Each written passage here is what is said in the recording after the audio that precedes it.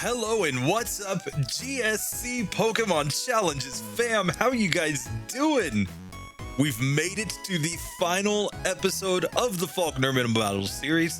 Now don't worry, this series isn't going anywhere because we're moving on to Bugsy with these Pokemon. We can already see, even without testing the last 9 Pokemon in the Pokedex, we've already gotten 154 Pokemon through this section. So we've still got tons of challengers, and I'm sure somebody is going to make a really deep run into the game on Minimum Battles. There's going to be some surprises. There's going to be some upsets. We're just going to have to see how it goes. But you're going to notice that this screen looks a little different than in some previous episodes. This might just be the longest episode ever because we got a lot to cover. Number one, you can see at the bottom in today's challengers, we have quite a few Pokemon that we've already done on the channel. That's because these Pokemon are up for redos. We're talking about Venusaur and Quilava, the Pokemon you guys selected in the poll. But I'm also going to give a few other Pokemon a little bit of a chance based on some of the comments that I've gotten. Some people felt that Shellder might have stood a chance if I had done a slightly different strategy. We'll check that out. Same for Nidoran female. My personal addition to this list was actually Tentacool. I think Tentacool can get through because at the time I wasn't aware of getting one extra berry by simply going to the Ruins of Alph. And if we get that extra berry, I think Tentacool might just have a shot here. We're also going to do a Zubat just for the sake of doing it. It got walled by youngster Mikey, but maybe with struggle strats it gets through and it makes some noise. We'll find out. The next thing that we have to look at here is we've added next to the struggle Pokemon, a member picks Pokemon. This is because I gave the channel members the option to choose a single Pokemon to try to save from the fail column by giving it an egg move.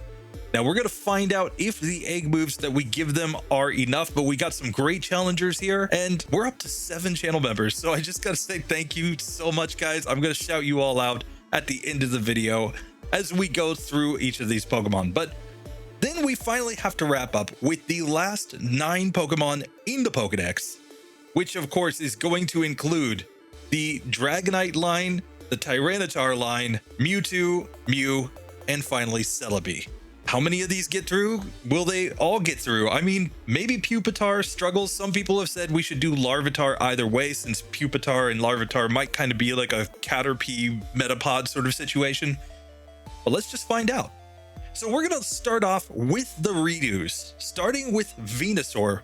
We're just going to pick it up right where it failed previously, but adjust our strategies a little bit and see if we can make any progress. And sure enough, Venusaur was basically the biggest surprise in episode 1. It got walled right here against Honest Abe. So just a quick review of the situation. We were here at Honest Abe, where we found that we were taking like 13 damage. It's 12 to 13 damage per hit from this Spearow. Now with Growl, we can get that damage down a little bit. It only did 10 damage the second hit. Now we Growl again, it's going to do like 8 damage from here. Now if we tackle this one, we can see that we did 6 damage, meaning that this is a 5-hit KO against the Spearow. We would have to manage to land 5 hits, maybe 4 hits with a crit, in order to get through this fight, and we can just see that we don't get anywhere near that in this normal setup. Now we could try a couple different strategies, of course. One is to use Leech Seed strat. So what we do is instead we come in here and we lead off still with Growl. We got to get that damage down one way or the other. But after a couple growls, we can then try to go for the Leech Seed just to recover some health. There we got critical hit, nothing to do there. So he pecks us, we heal up to 6 HP. So the Leech Seed just doesn't get us through there. So basically what we can see is Growl combinations with Leech Seed, they just really do nothing for us in this fight. We're not going to survive long enough to take down this Spearow that's 3 levels higher than us.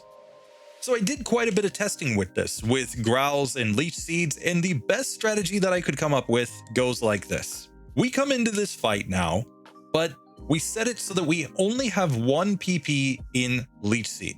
So here we have to land a Leech Seed turn 1. It's like 90% accurate. We should mostly be able to hit it. But now we're going to struggle. Here we've got 6 HP. We're going to heal up, which means that we get like 1 more attack on this one. And right there, he's down to 8 HP. So it looks like maybe, just maybe, a critical hit could get us through. We're not going to get it through this time, but let's try this again. Now, it's important to note that he can get a range where he only does 11 damage to us. That's actually pretty big because it means we're going to have more HP when we get to the end. But here we can see we get a critical hit on the Spearow and it still survives with 2 HP. The reason for this is because when you get a critical hit, it doesn't mean you do double the damage. It doesn't quite work like that. It depends on your level, but at low levels, you're doing closer to like 1.7, 1.8 times your normal damage. Once you get over level 50, it starts to be about that 2x multiplier. But because it's not quite 2 times, and this is a 3-hit KO, we can see that if we had just one more turn, we would get through here, but there's just no way to survive, and we get knocked out by the Spearow. So it turns out that even with struggle strats, Venusaur just doesn't get through here. At least I can't find a combo that gets through, requiring less luck than, multiple critical hits. Clearly 2 critical hits here gets us through just fine, no problem. But we've got to be able to survive enough turns.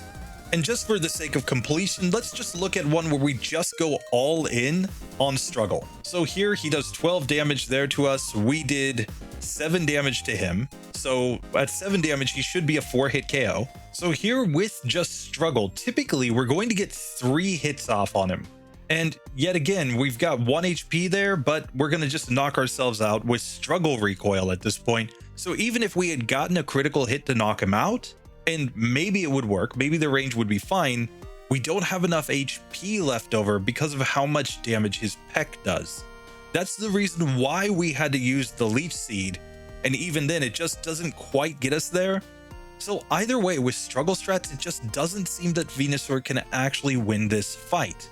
It gets pretty darn close, but just not enough. So unfortunately, the Venusaur line remains in the fail column. So with Venusaur back in the fail column, it's time to move on to our next redo, which is Nidoran Female.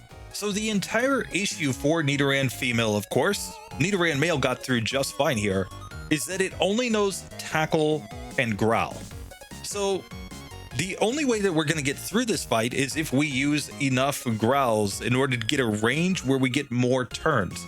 Let's look at the base fight first. So if we just come in and we try to go all in on attack here, Peck did 8 damage to us, which we can kind of do the math. The next hit's going to get us down to 10 HP, which means that we're going to then use our berry. We'll heal up to 20 HP approximately. And then it's going to be from there a 3-hit KO to knock us out. So we're going to get 4 chances to hit him here. Now we can see we did 4 damage. 4 damage means that this is a 7-hit KO range on the Spearow.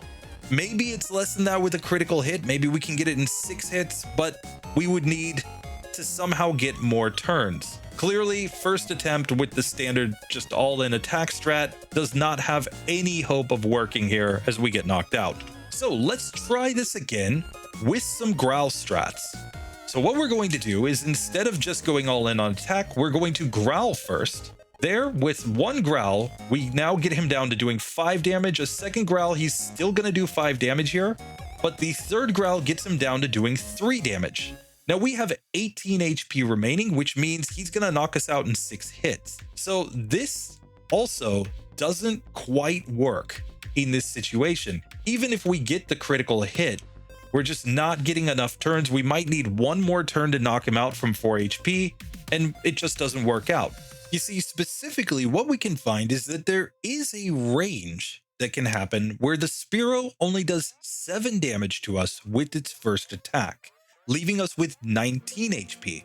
What that means is that after we use 2 more growls, so that he's down to 3 damage per turn, he can get us down to 9 HP before we heal up with our berry, and with 19 HP, we should be able to get 6 hits on him.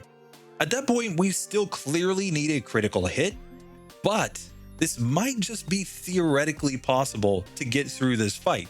It's not going to be easy because this range to get 19 HP remaining here is not very common. It seems that it's maybe 20 or 30% to happen. We'd have to run a damage calculator, but one way or the other, it's not a common or frequent occurrence adding that together with the critical hit, it might just be too luck-based to get through. So I'm going to grind this quite a few times just to see if I can get it. But if I can't, then we're just going to have to declare Nidoran female as another Pokemon that just doesn't get through. So here we did get the critical hit on the Spearow. So if it doesn't crit us, I think we have a chance. He's down to 3 HP. And there we finally go. It took 36 resets in order to get through that fight with this strategy.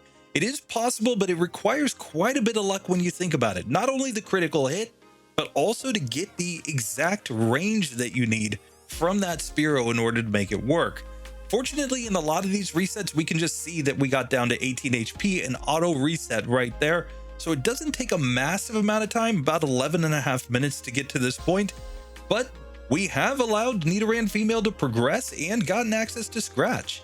So with that, let's take on the God Rod and then see if we can make our way to Falkner, where the Mud Slaps might make this whole exercise a moot point anyway. And let's just check the stats as we go into Falkner here. We have a level 9 Nidoran female with 31 HP. The moveset is Scratch, Growl, and Tackle. We've got 16 attack, 17 defense, 15 special attack, 15 special defense, and 15 speed. We're going to slap the Baryon, and let's just see if we have any shot here whatsoever. So Falkner attempt number 1. We should outspeed the Pidgey here. That should not be an issue. So we're simply going to scratch it. Scratch did 6 damage. So this is a 4-hit KO, and we get Mud Slapped, doing 5 damage back to us. So we really don't want to miss any scratches, and we get through on the first attempt to Pidgeotto with 10 HP remaining. Now Gust did 11 damage with a critical hit there. Normally it's doing 6 damage, and it appears we are doing 6 damage to Pidgeotto. That means that with Scratch, this is going to be a 6-hit KO without a crit. So we can kind of see the issue here. We're probably not going to be able to get through without a critical hit on the Pidgey is my guess. I think we want to crit here, because then we could get through this one maybe one turn sooner, but the range might not work out. So once again, we do get through without any misses on the Pidgey. And here with only 6 damage, okay, now we have 23 HP remaining. But no matter what we do, misses are going to come in there. So the next question is, will Growls affect the ranges at all? But now on Pidgeotto, let's just test this to see how Growl affects it. So we know one Growl gets it down to 5 damage. A second Growl gets it down to 3 damage per hit. So if we can get 2 Growls on the Pidgeotto, we might just have a chance here, assuming we don't get a bunch of misses. So this time we actually, with a critical hit, got a 3-hit range on Pidgey. So we're here at Pidgeotto with 25 HP remaining and 1 less accuracy drop. But then we're just getting completely wrecked where none of the Growls will hit. So we're all the way down to 4 HP. So we're not getting through on this one either. Oh, this range is just so ridiculous that we would have to get in order to make this work. It's technically not impossible. We're going to grind quite a few attempts here, but if we're not getting through, guys, at the end, we just have to call it at some point. And the problem is always going to be that our accuracy is just super shot by the time that we get to Pidgeotto. So in spite of the fact that we can get there, anything short of perfect luck, in other words, never missing a single attack, just isn't going to work. And when you're always taking 3 to 4 hits from Mudslap from the Pidgey, the odds of hitting every single move after that are lower than the odds of getting the critical hit that we also need in order to beat this Pidgeotto. So those two together really make it so that in spite of the fact that yes, Nidoran female can make it to Falkner, it's just not really practical to get through this fight. Even with a massive number of attempts, you're just fishing for luck that is beyond what is really reasonable. But we can test one more thing. Can we get through with struggle strats here? So with struggle, it appears to still be a 4-hit KO here on the Pidgey, in spite of the fact that struggle is 10 base power higher than our normal scratch. And the reason it all comes down to rounding. Right? This Pidgey has 12 defense and we've got 16 attack, which means even slightly increasing the base damage of our attacking move is not enough to really make it have a massive difference. Like, yeah, we might do 1 more damage in some spots, but it's not going to really change this from a 4-hit KO range. Now we have even less HP as we go to the Pidgeotto, And on Pidgeotto, if we even manage to hit it with Struggle, it's probably not going to do that much. So here, when we do use Struggle on Pidgeotto, we see that we just did 7 damage as opposed to 6 damage. That makes this a 5-hit range, but we just don't get here with enough HP to make it work. So it's for those reasons that really, as much as I'd like to get this Nidoran female through, it just doesn't really work out. It's another one of these Pokemon that we can see that technically this is not impossible with just using Scratch and Growl. It's just so incredibly inconsistent that it would never be practical to do that. In a normal run, just take this Pokemon over to the Sprout Tower, beat a couple of those traders, come back. You're perfectly good to go through this section, I think. But with that, we are going to eliminate Nidoran female from the challenge. We have reconfirmed this Pokemon does not beat Falkner, at least not practically.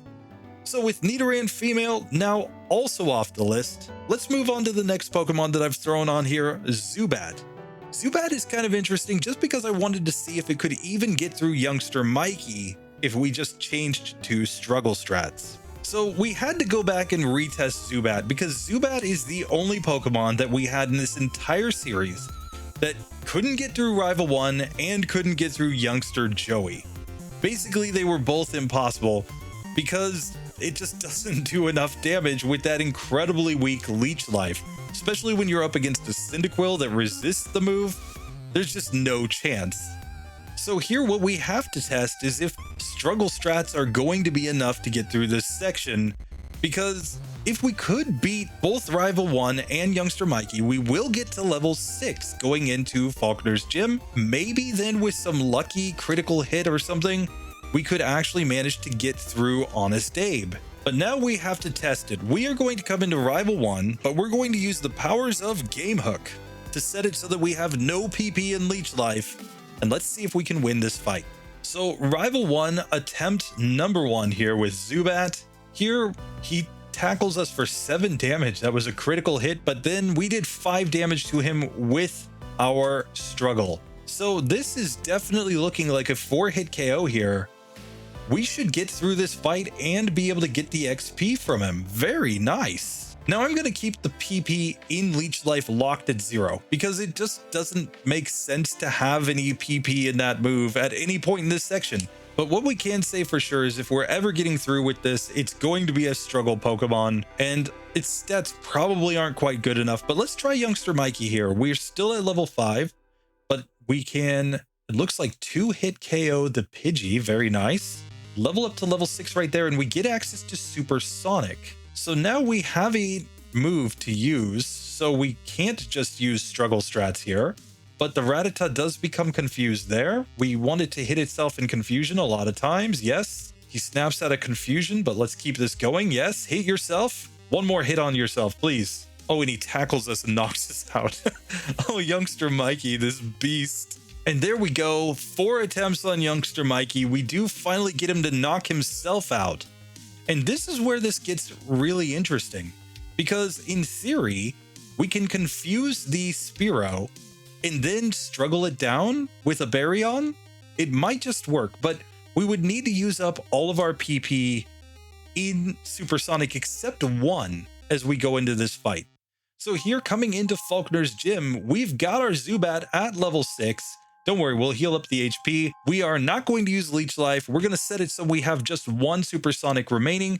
Then we've got 12 attack, 11 defense, 10 special attack, 11 special defense, and 13 speed. Our defense is really bad.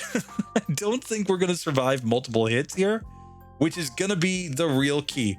We could probably take 1 hit, then heal up with the berry. Hopefully in that 1 hit time, we manage to land the Supersonic so that the Spearow hits itself in confusion, and then we just manage to knock it out with our struggles. Let's see if this looks even borderline possible. So Honest Abe attempt number 1, Peck did 10 damage and we missed the Supersonic.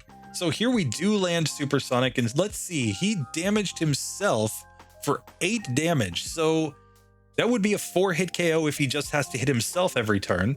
I think we need him to at least hit himself in confusion 3 times. So it's a little easier luck than it was with the Rattata. against youngster Mikey since we needed 4 hits of itself in confusion. This is kind of hilarious that we actually have a better range here. And there we go. We actually get through Honest Abe and level up to level 7 with our Zubat. So now Rod is not a guaranteed win here. We're going to try to go in with just the struggles. Let's see how it goes.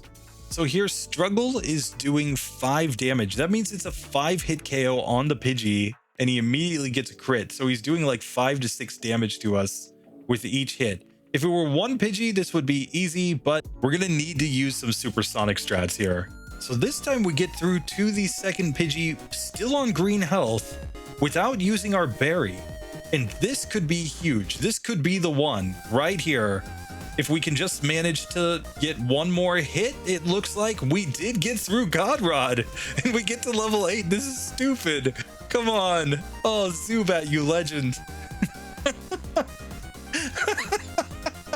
Oh, we have made it to Falkner with Zubat now. Let's check the stats. At level 8, we have 27 HP. We're coming in here. We're going to start off going for the struggle strats. Keep in mind, level 8 is a damage rounding threshold. We will do just a little extra damage now with our struggles as we go in. We now have 14 attack, 13 defense, 12 special attack, 14 special defense, and 16 in speed. Oh, this is ridiculous. I don't even care if we beat Falkner at this point. This is just great. Let's take on Falkner here. So round 1 against Falkner, we're just going all in on struggle. It looks to be a 4-hit KO on the Pidgey. Fortunately, we do not have to deal with Mud Slap strats, but we took way too much damage, so we were already down to the point of using our berry there on the first Pidgey. So here against Pidgeotto, it did like 8 damage there with Gust, and we did 5 damage to it. So it is going to be a 7-hit KO range on the Pidgeotto. So here's what I think we need to do. I think we need a pretty ridiculous confusion range with Supersonic on Pidgey. And then what we need to do is manage to get to Pidgeotto and still ideally have a Supersonic left over. If we can get a Supersonic on the first Pidgey, get it to hit itself maybe 4 times in confusion, and then get to Pidgeotto and confuse it, we might just have a shot here. So I'm going to give myself 5 PP in Supersonic and see if this works. So here we are at attempt number 100 on Falkner. And we can just see that even with this strategy, even with the reduced amount of PP, we're just running out of PP in Supersonic. I've had a few reasonable attempts at Falkner's Pidgeotto, but really in the end, this just doesn't work. I mean, it can work eventually. Don't get me wrong. If you reset 1,000+ times here, you're probably getting through at some point. But it's not nearly consistent enough. If we're eliminating a Pokemon like Nidoran female just before because it was too inconsistent here, 100 resets on Falkner, trying it with normal strats, trying it with this kind of reduced PP to try to get to struggle, it's just not working. We had exactly 1 attempt where we could have gotten the luck if we just gotten one more time where that Pidgeotto hit itself in confusion, but that's just not consistent enough. So Zubat, to no somebody's surprise, I think, fails here, but with struggle strats, it does actually manage to get to Falkner, which is kind of hilarious. So yeah, I'm glad to be done with this one, but hey, we gave it a good shot. So popping back to our list, the next Pokemon on the list is in a kind of similar boat, and that is Tentacool. Tentacool, unfortunately, had one major issue, a major problem for me, something that I didn't really pay attention to, was that I could get extra berries. But at this point, enough time has passed that I could just go back to the trees on the way to Cherry Grove and on the way to Violet City and just get extra berries anyway. So let's just do that and see if we can find a way through Falkner. So we're picking up right here next to Falkner, but what I have done is simply given a berry to our Tentacool. We've already covered that it would be perfectly reasonable to do so, so let's see how the Falkner fight goes. So the main key here, of course, is that we have Supersonic, but we also know Poison Sting. So I think we just need a run where we confuse this Pidgey and get it poisoned to maybe have a decent chance of getting through. Now we are going to get Mud Slapped here, something that we weren't dealing with when we were doing the whole Zubat run previously. but maybe the fact that we can get some poison chip damage will be enough here. Fast forward to attempt number 4, where we poisoned and confused the Pidgey. We didn't take a single mud slap. So now we're 2 Falkner's Pidgeotto with no accuracy drops on full health with the berry. This might be the one. And we just couldn't keep him confused and we couldn't get poisoned, so we get knocked out. So attempt number 9, another time that we got through the Pidgey without taking any damage whatsoever. And we're back to Pidgeotto. We confuse it right there on turn 1. It hits itself in confusion. And because we've got this kind of speed tie going, this might just work. We're going to heal up with the berry. We've got it poisoned. It snaps out of confusion, but there we go. Only 9 attempts and we get Tentacool through Falkner on minimum battles. No struggle strats required. And it all comes down to the fact that this early on in my journey into Crystal, I didn't know all the berries that were available. I didn't know I could just wait 24 hours and get another berry. These are things that you guys in the comments have taught me going through this challenge. And this is kind of awesome. We've gotten another Pokemon through Falkner and not even having to do any sort of struggle strat shenanigans to make it work. I'm having so much fun with this. This is so ridiculous. So now going back to our results so far, 155 Pokemon have now gotten through Falkner. And it's kind of exciting that one Pokemon that failed previously was able to get through with a legit strat, and it just came down to having a berry. I don't think that came up in any other cases, but if you find one in one of the old videos, let me know. I'm always willing to come back and retest things. So now with that being done, let's move on to one that I've gotten a lot of comments about, the Shellder run. I had one guy comment, and I'm paraphrasing here, he's like, dude, you used 6 withdraws in the attempt before you went to struggle, and then you only used 3 withdraws after that. You're not even trying. Let's break this one down, what the ranges are and how it actually works, and why I only had 3 withdraws left when I went back and tried struggle strats. So the key with this Pokemon is when we use stat boosting or stat dropping moves, whether we're buffing ourselves, debuffing our opponent, it all comes down to, are we getting additional turns by doing that? For example, if we can use 1 growl on an opponent and it turns them from having, maybe a 5-hit KO range on us to a 6-hit KO range, well then we may have just bought ourselves an extra turn in order to knock them out.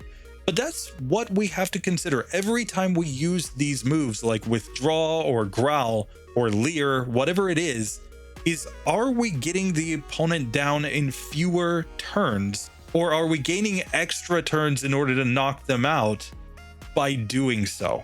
So in the case of Shellder, let's just look at the situation as we come into Falkner for the first attempt.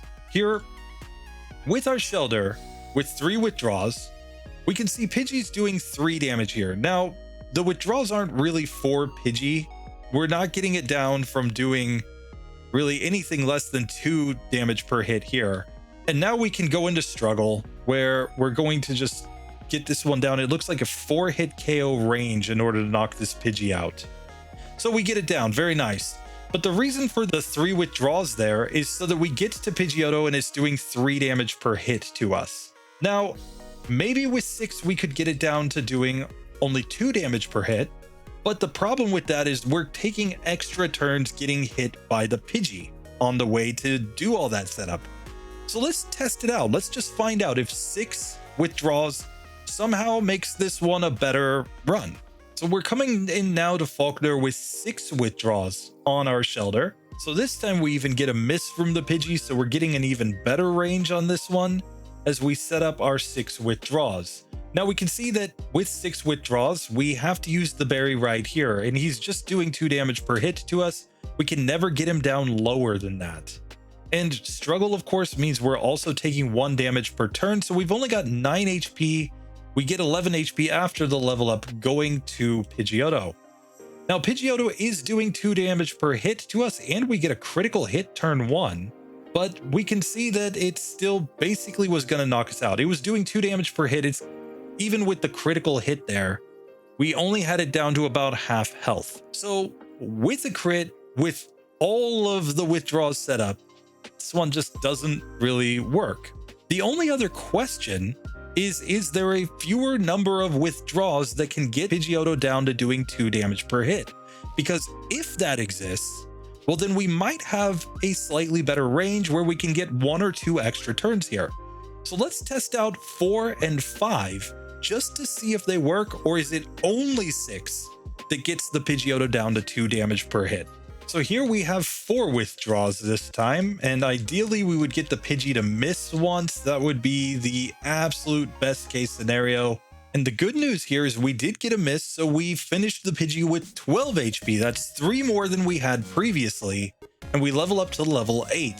But now against Pidgeotto, it is doing 2 damage per hit to us. The question is, do we get anywhere closer to knocking this one out? And sure enough, we do not.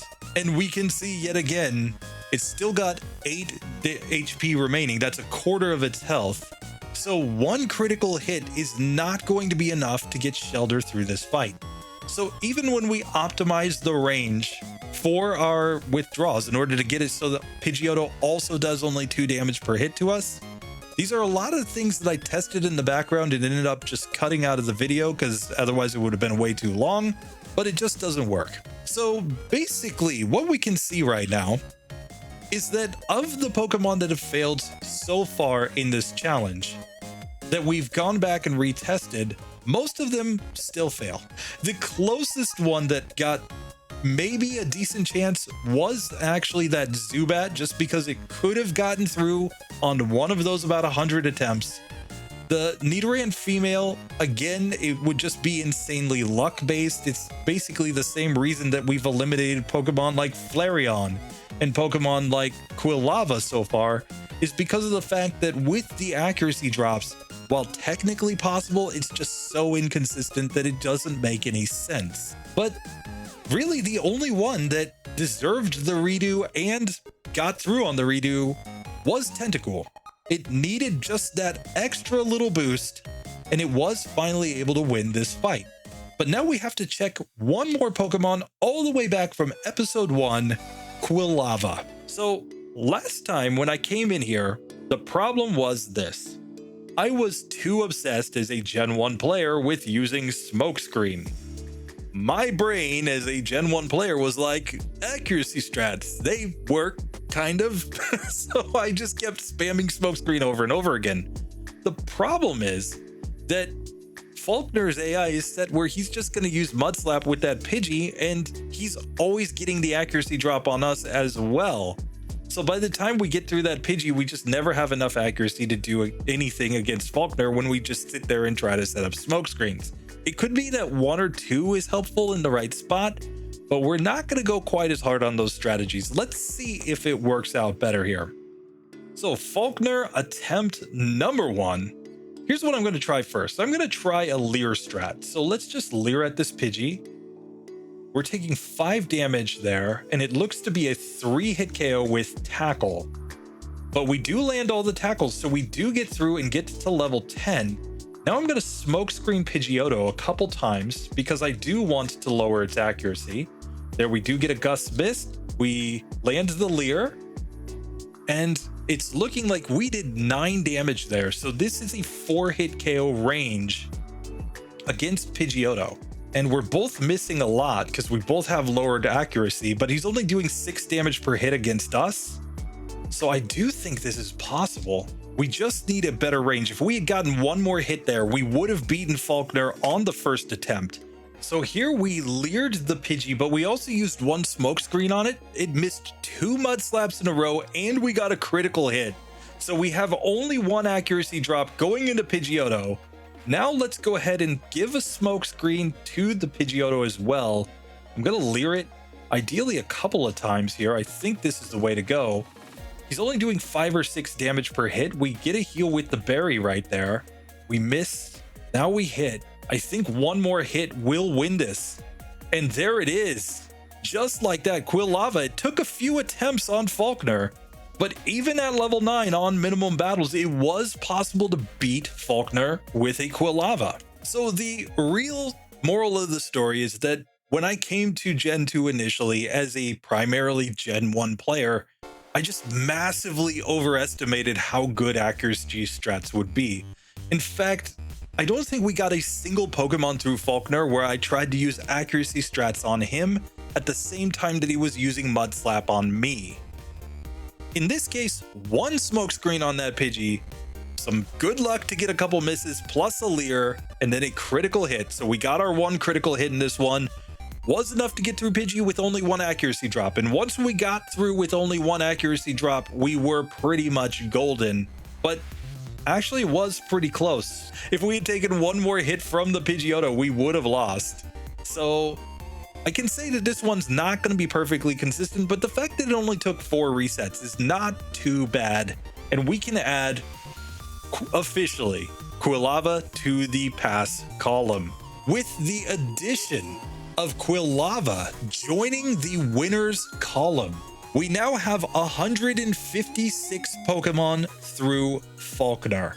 And that's purely just using their normal attacking strategies. We've also gotten 11 Pokemon through with struggle strats, none so far in this episode, but still, it's massive numbers of Pokemon getting through this section, which means the Bugsy section is going to have a ton. Now let's get into today's challengers, and then we'll finish up this episode by doing the member picks with their egg moves. This is gonna be absolutely insane. So first up, let's look at the pseudo-legendaries. We're gonna pit Dragonite up against Tyranitar and then run down through their evolutionary lines to see how many of these pseudo-legendary Pokemon actually managed to get through Falkner. Let's kick it off with Tyranitar, a Pokemon that I don't know very well, but that I think is pretty strong. So Tyranitar, of course, comes in as a rock dark type Pokemon. Now, I'm not sure what its moveset is going to be as it comes into this, and the rock type does make me a little bit nervous because we're going to be facing some Mud Slap action for sure here, since we're going to resist both Gust and Tackle. That's the only move that Falkner's going to want to use, but maybe our massive stats are okay. We have perfectly solid HP, defense, and special defense. We've got a massive attack stat. It's just that speed that might hold us back here. So I have put Tyranitar into the Totodile Ball. We'll go up against the Chikorita line as we go through this. Now we got to check the moveset. And we're coming in with Bite, Leer, Sandstorm, and Screech. Now, the Leer and Screech are kind of redundant on each other. Obviously, Screech lowers 2 stages and is slightly less accurate, but it's overall going to be the better move if we do need to go for some debuff strats. On the other hand, Sandstorm, since we are rock type, I believe doesn't damage us, it just damages the opponent. And the fact that we're going to have access also to Bite as a same type move, I think this is going to be incredibly easy. Now, the only issue I foresee is that, from my understanding, Dark is special in Gen 2, since there's no physical special split, which means our lower special attack stat is affecting our Bite. So in spite of the fact that it's the same type move, it's not going to be quite as strong. Here, let's just take the berry off of our Tyranitar though and fight against rival number 1. We're going to bite his little Chikorita and he growls and that does nothing, buddy. Gets 2 hit KO'd. RIP. So we're going to come in here and inform the police and Professor Elm that we're basically running Godzilla here and watch their shock. Be like, yes, we can destroy Tokyo. Yes, we can. So coming in here to Falkner's gym with Tyranitar, we are at level 6 with 29 HP, same moveset as before, Bite, Leer, Sandstorm, and Screech. We've got 23 attack, 20 defense, 18 special attack, 18 special defense, and 14 speed. We're not going to be outspeeding too much, but I don't think it's going to matter. Let's go ahead and fight Honest Abe. And this is a good chance to just test out a move in Sandstorm. I've never used it before, but it causes a Sandstorm, which damages our opponent for a little bit of chip damage. Very nice. Now we can just go into our bites. It looks like we've gotten him all the way down to 12 HP here, and Sandstorm then does another 3 damage. So yeah, we can use the Sandstorm in order to just basically chip our opponents down Maybe even while we're getting hit by some mud slaps, that could be our way of damaging them to prevent ourselves from just getting whittled down while we can't hit them. And here Rod's Pidgeys go down insanely easily, so we can just check the stats as we come into Falkner himself. Level 7, we have Bite, Leer, Sandstorm, and Screech, no change there. 26 attack, 22 defense, 20 special attack, 21 special defense, and 15 speed. And let's try Falkner himself. So here on Falkner attempt number 1, let's just keep things simple. Let's just bite his Pokemon. It's going to be a 2-hit KO there on the Pidgey. We took only 1 Mud Slap there. Here, Pidgeotto does outspeed us, but we did 14 damage. So this is also a 3-hit KO, and we still haven't used the berry. Now we will. We got the bite on him, and we just need 1 more hit.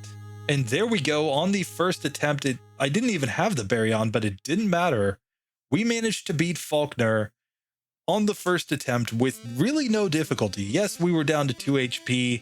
Even with all the accuracy drops, it just didn't matter. We were easily able to get through with Tyranitar. So Tyranitar lives up to its pseudo-legendary billing, in spite of the fact that it didn't outspeed at the end, so it's not like we could go for flinches and things like that. And the fact that we have Bite means that Rival 2 really shouldn't be that hard, I don't think, outside of his Bayleaf, but I think we can find a way through with this massive attack stat, which really means we're just going to be moving on for quite a while without too much difficulty with Tyranitar, I think. I think it's going to make a deep run in this challenge. But with that being said, now let's check out Dragonite, who I believe actually gets dragon moves in this generation that are not fixed damage. See how Dragonite goes. So coming in with Dragonite, I expect this Pokemon to completely crush here. It's a flying type, so we don't have to worry about any Mud Slap strats. It's got that massive attack stat. I mean, the stats are almost identical, I think, to Tyranitar, other than the fact that, we've got more speed, and other than the fact that we're slightly less defensive and maybe a little bit more offensive here. But let's see what the starting moveset of Dragonite is in this version. Now, Dragonite also has the advantage that it's not weak against any of the starter types, so I just put it in the Totodile ball. We'll see how it actually works out as we go through the run. But we have a starting moveset of Wrap, Leer, Thunder Wave, and Twister. Twister is a 40 base power dragon move. And with Wrap to do some chip damage and Thunder Wave to paralyze opponents, this could be completely broken. And for those who don't watch the RBY Pokemon Challenges channel, which I can't believe anybody would be watching this who doesn't watch over there, but I am in the middle of doing a little challenge series where I'm giving the dragon type to a bunch of Pokemon that didn't originally have it. We're talking about Pokemon like Gyarados, Charizard. We're giving it to Aerodactyl and Seadra as well. It's basically going to be a Kingdra, but in Gen 1 with lower stats. But one of the other suggestions that has been made by the commenters on RBY Pokemon Challenges is to run Dragonite as a normal dragon type Pokemon. Since all of its level up attacking moves in Gen 1 are normal type moves, it should be incredibly interesting. That video will be upcoming. Anyway, for now, let's fight Rival 1 with our Dragonite here in Gen 2. And I think I'm just going to go ahead and put Twister in the top spot. And Twister, I believe, is a special move, so it's not doing that much damage. It was a 3-hit KO to get through Rival 1. And if anything turns out to be a problem for Dragonite as it goes through the run, is probably something like that. Just needing to be more physically focused, given that it has such a massive attack stat, and yet a lot of its moves that it learns are not physical moves. The fact that it gets Wing Attack in Gen 2, though, is pretty good. At least it gets a flying move, something that it did not get in Gen 1. But will it be enough as we get into the late game? But now coming into Falkner's gym with our Dragonite, we are at level 6, 28 HP. Twister, Leer, Thunder Wave, and Wrap is the moveset. We've got 23 attack, 18 defense, 18 special attack, 18 special defense, and 16 speed, so we are faster than Tyranitar. Let's see how this works. So Honest Abe attempt number 1, I'm just going to spam Twister here. He did 8 damage with his first peck, and it looks like we did 8 damage to him. So this is looking to be a 4-hit KO. With the berry, we're going to win this one every single time. Fortunately, Rod is just as easy as we'd expect him to be, so we can just give the berry and check the stats as we come into Falkner, now at level 7 with our Dragonite. 32 HP, same moveset as before, but now we have 26 attack, 20 defense, 21 special attack, 21 special defense, and 18 speed. And if we level up in the middle of this fight, we should be able to outspeed even the Pidgeotto. Let's see how this goes. So here, Falkner attempt number 1. We're just going to use Twister here on the Pidgey. It's only doing like 3 damage per hit to us, and we knock it out in 3 turns. Now against Pidgeotto, we're going to stick with the same strategy, Twister, and we did 11 damage there. So this is a 3-hit KO range. He's only doing 6 damage per hit with his Gust, so we just missed the range at the end. I'm just going to wrap him to knock him out, but there we go. We get through Falkner incredibly easily with the fully evolved pseudo-legendaries. I don't think that's a surprise to anybody. I think we expected these Pokemon to easily crush. The question now becomes, how is Dragonair here if it doesn't have Twister, if it's just stuck with Leer, Wrap, and Thunder Wave? This could get incredibly interesting. But before that, let's go check Pupitar, who also might have some disadvantages here as a, I believe, Rock-type Pokemon, and maybe not having the same stats that it would need in order to do damage. So here with Pupitar as a rock ground Pokemon, we can look at the base stats. And overall, not too bad. 84 attack, we've got 70 in HP defense and special defense. The issues are special attack only being 65 and speed all the way down at 51. So here we have put Pupitar into the Totodile Ball, same as its evolved form, but let's check the moveset. We are coming in with the exact same moveset as we had with Tyranitar, and this makes me feel a little bit more confident. Now the big disadvantage here, of course, is that Bite is no longer a same type move, but I'm going to take the berry off and try Rival 1 as we are right here. So we can see that Bite is quite a bit weaker. It's looking like a 4 or 5 hit range there, but we easily get through Rival 1s thanks to our rock typing. And the rock type should really save us on everything until we get to Falkner, given that we're only going to take like 1 damage per hit. So coming into Falkner's gym with Pupitar, we've got a level 6, 26 HP, Bite, Leer, Sandstorm, and Screech is the moveset. 17 attack, 15 defense, 14 special attack, 15 special defense, and 13 speed. We're going to take on Honest Abe. I think we get through this one just fine. Let's find out. So Honest Abe, attempt number 1, we're just going to bite him. He did 2 damage with Peck. We did like 6 damage to him with our bite. So this should be a 5-hit KO. I don't think we have anything to worry about here. And just like that, we easily get through. Let's move on to Rodney, and then we can just take on Falkner himself. So we level up to level 7 here, which is enough to allow us to outspeed the Pidgeys now. We're not going to outspeed Pidgeotto, but that extra turn could be what we need, especially with maybe some flinch luck. But let's just check the stats as we come into the Falkner fight. Now at level 7, we have 29 HP, same moveset as before, but now 19 attack, 17 defense, 16 special attack, 17 special defense, and 14 speed. Let's see if Pupitar can get this done.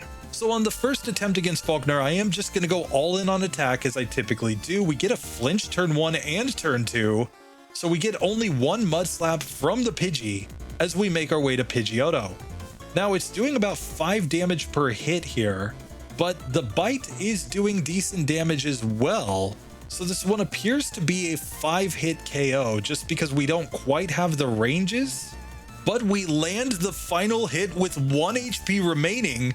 So we beat Falkner on the very first attempt with Pupitar. Pupitar moves on to the next section of the game. And this is kind of ridiculous. So I really like the fact that they kind of stole the idea of, you know, Kakuna and Metapod for something that we would evolve into a pseudo-legendary Pokemon. But Pupitar's stats are just so much better than like a Metapod or a Kakuna that this was never in question. All we would have needed was just better accuracy luck in order to get through Falkner. It wasn't really that hard. And if Larvitar can get to the point of getting access to a move like Sandstorm, just something that it can use to get some chip damage, that one might work out too. We're just gonna have to see. But for now, we have gotten Pupitar through this section. It's time to check out Dragonair. And what moves is it going to know? So Dragonair is arguably the prettiest Pokemon in the history of the franchise. It's just honestly amazing. That sprite, that design, the fact that it goes from like a serpent into Dragonite though just never made any sense to me. Like how does that evolve into that? I don't even know. But it does have really good stats, of course. We're coming in with a very nice 84 in attack. Defense and HP are kind of our weaknesses, but then 70 and everything else. So solid overall. I used to use this Pokemon in the Pika Cup in Pokemon Stadium 1 because it was just kind of overpowered compared to everything else. We have put Dragonair into the Totodile Ball just because it's going to resist everything that any of these starters could throw at us. But let's see how it goes and what its moves are.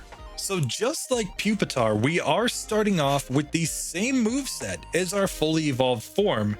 We've got Twister, we've got Wrap.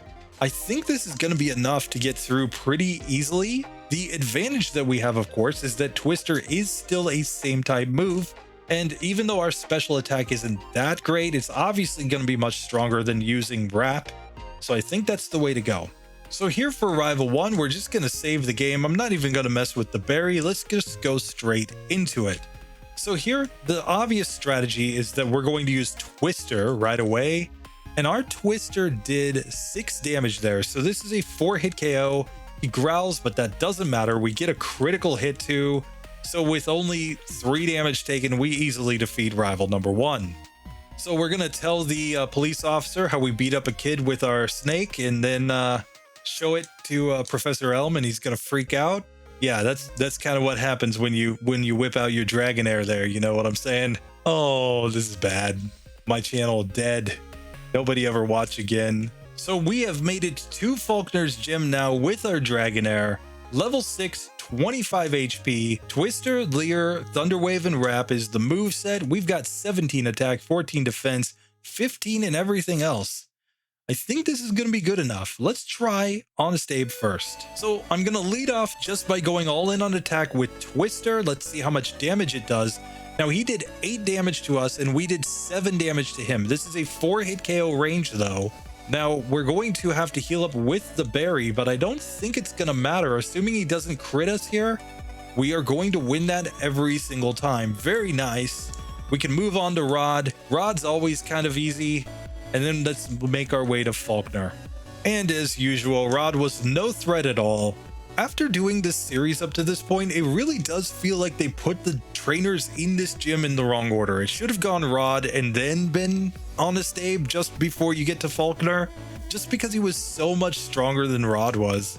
But we just have to play the game the way that it was made. Maybe somebody makes a ROM hack where they fix that. You know, somebody calls Smith Plays. Anyway, coming into Falkner, we are now at level 7, 27 HP, and we're coming in with 19 attack, 16 defense, 17 and everything else. We will outspeed the Pidgey. Let's just see how this goes. So for Falkner, attempt number 1, let's just go all in on Twister. That did 8 damage, so this is a 3-hit KO on Pidgey. And we get the flinch right there. Very nice. So we knock it out. We level up to level 8. And we are in a speed tie with Pidgeotto. Now this could be a spot where just for speed purposes, I'm actually going to use Thunderwave just because it now guarantees that we're going to hit faster. And it looks like each hit is doing about 8 damage here. So we need 2 more hits, but that should be just fine. He's fully paralyzed and we beat Falkner on the first attempt. So it looks like the middle stages of these pseudo-legendary Pokemon are also just kind of OP in the early game. But now's where I get a little nervous. We're about to do the first stage forms of these Pokemon. And if I'm to guess what kinds of moves we're going to start with, it's probably going to be Leer and Wrap for Dratini. I'm guessing it's going to be Leer and Bite for Larvitar. Let's find out if that's the case. But if that is, then I think maybe Larvitar gets through and maybe Dratini doesn't. But let's find out. Larvitar is up next. So Larvitar I do think is going to have a major wall here, of course, because I'm guessing it's a rock ground Pokemon just like Pupitar was, which means that we are going to have to deal with all that Mud Slap spam.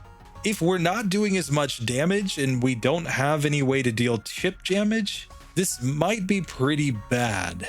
Especially just because if it's Bite and Leer, Leer doesn't really do anything for us in this section. We're just gonna have to see, I guess. So we have, of course, put Larvitar into the Totodile Ball. Let's see the starting moveset.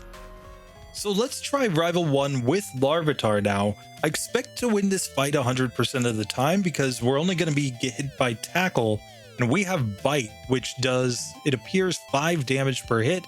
So this is going to be a 5-hit KO range without a crit. But sure enough, we're only taking 1 damage. We even get the crit at the end. So we easily beat Rival number 1. So we're going to show Baby Zilla to Professor Elm. He's going to say, there's no way that Pokemon beats Falkner. I'm going to send you out to face some gyms, but man, you might need to put in some work first. We're hoping to prove him wrong. We know Professor Elm, he never believes that we beat the game on minimum battles, but we're trying to show him that he doesn't know everything about the world of Pokemon. So we're going to come into Falkner's gym with little Larvitar. Look at that nice little animation there. Oh, this Pokemon's a beast. He's a beast in the making, guys. 23 HP at level 6. We know Bite and Leer, of course. 14 attack, 12 in defense, special attack, and special defense. Only a measly 11 speed. That is a little worrying, but let's try Honest Abe. Let's see if we beat him right off the bat. We're just going to go all in on Bite here. Leer doesn't do anything for us in this fight. So the Bite is really the only strategy here. And if this didn't work, we'd have to go struggle, but we obviously get through that one very, very easily. So here coming into Falkner, let's check the stats. Level 7, 26 HP, Bite and Leer is the moveset. We've got 16 attack, 14 defense, 13 special attack, 14 special defense, and 13 speed. We're going to be in a speed tie with the Pidgey. Let's see how this goes. So on attempt number 1, we get the speed advantage on turn 1. But then we get hit by 2 Mud Slaps, 3 Mud Slaps even. We're starting to get the misses. We can see we're taking 5 damage per hit from this Pidgey. And so we barely get through Pidgey on this one. We level up to level 8 and we do learn Sandstorm, which could be useful here. If we can just get to Pidgeotto with decent health, Sandstorm does about 4 damage per turn, which could aid us in getting through, especially if we're missing sometimes. Now, it's worth keeping in mind that since this is a speed tie, we can sometimes outspeed and get the flinch on the Pidgey. So that time we only took 2 accuracy drops from the Pidgey. Now we are on to Pidgeotto with still decent HP left over. I'm going to Sandstorm right away to get that chip damage. And it looks like he's doing 7 damage per hit to us. And we don't manage to hit anything, but the Sandstorms themselves got him down to 20 HP there. So if we could get better accuracy luck, this might just be possible, at least with a critical hit. So there we did crit the Pidgey and get a flinch. So we get to the Pidgeotto with 23 HP remaining and without using our berry. And here we managed to land the bite, and the Sandstorm is enough to take Pidgeotto out. So it wasn't super consistent, but Larvitar does beat Falkner on minimum battles. We get through this section with the unevolved form. Now the question is, can we do the same thing with Dratini?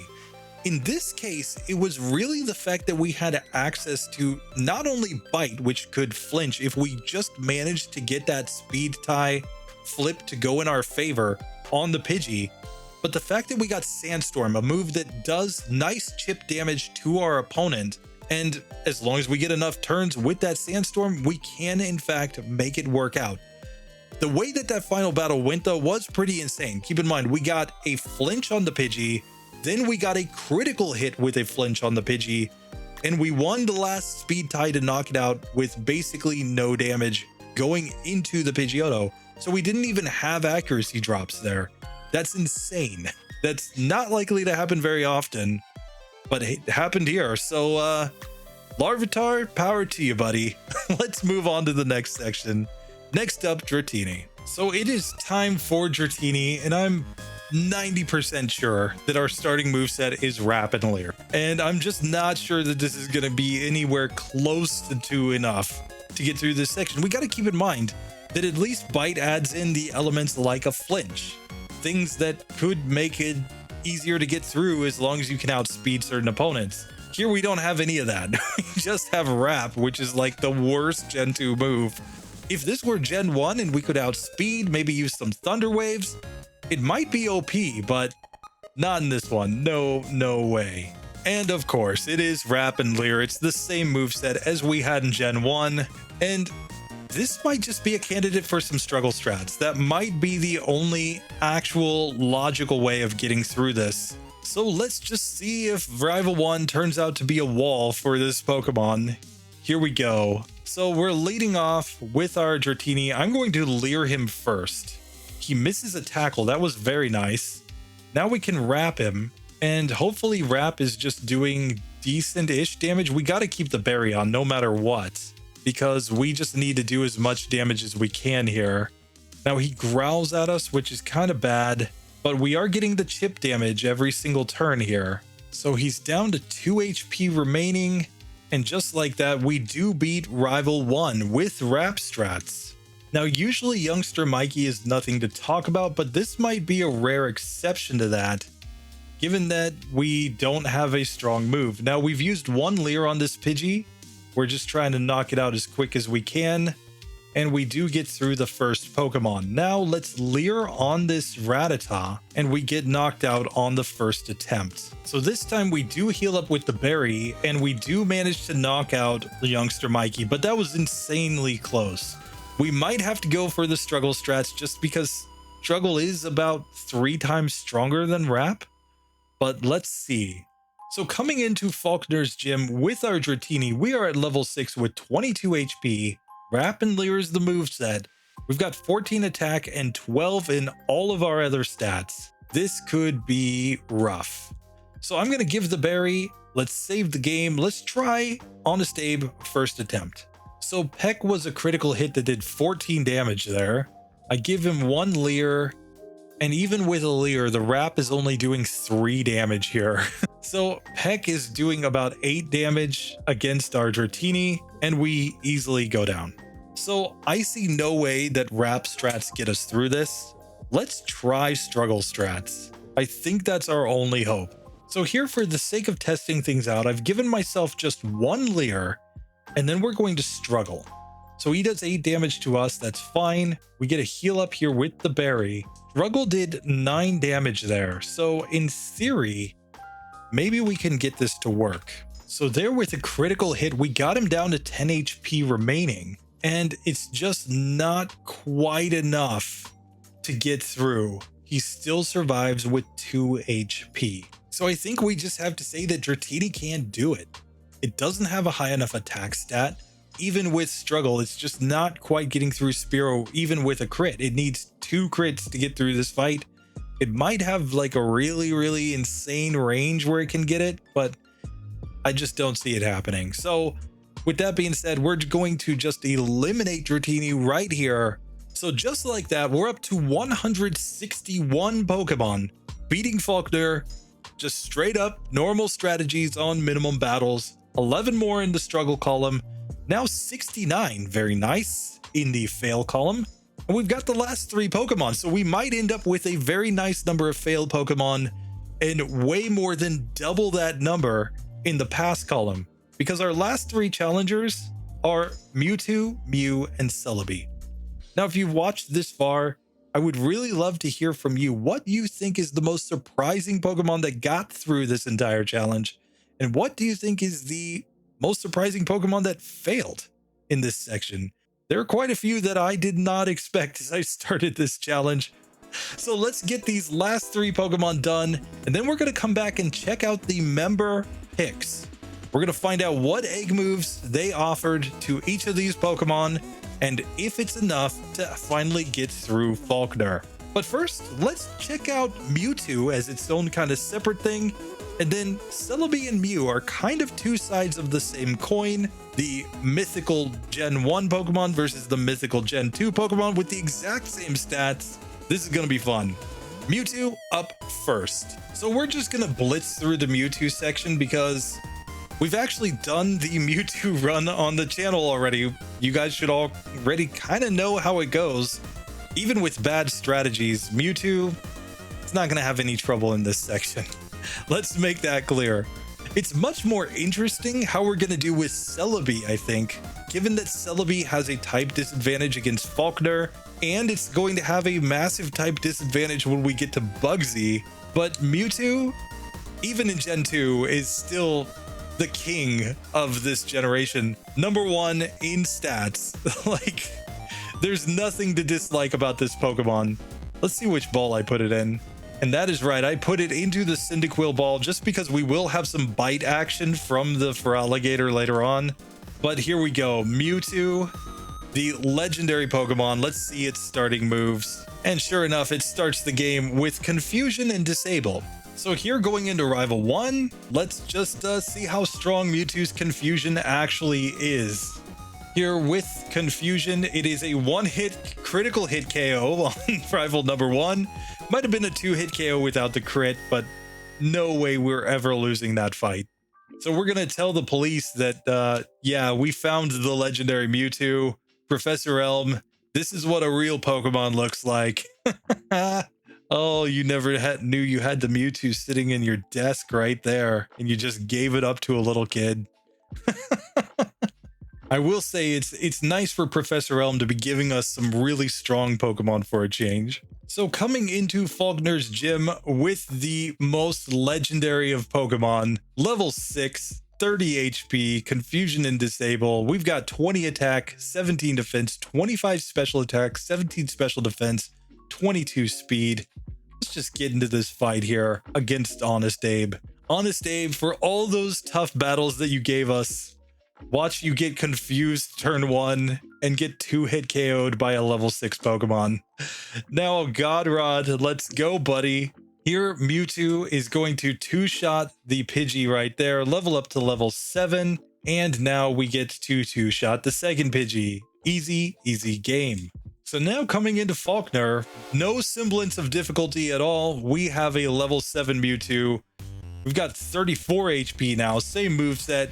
22 attack, 19 defense, 28 special attack, 19 special defense, and 25 speed. We're just going to outspeed the whole way.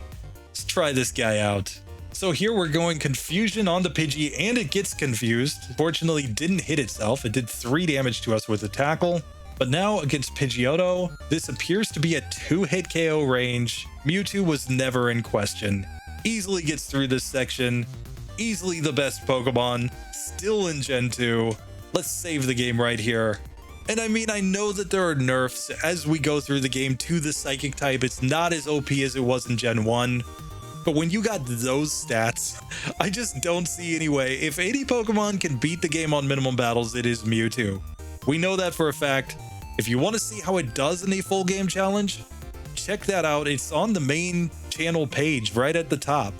You can go back and see my terrible strategies for a guy who didn't know anything about Gen 2.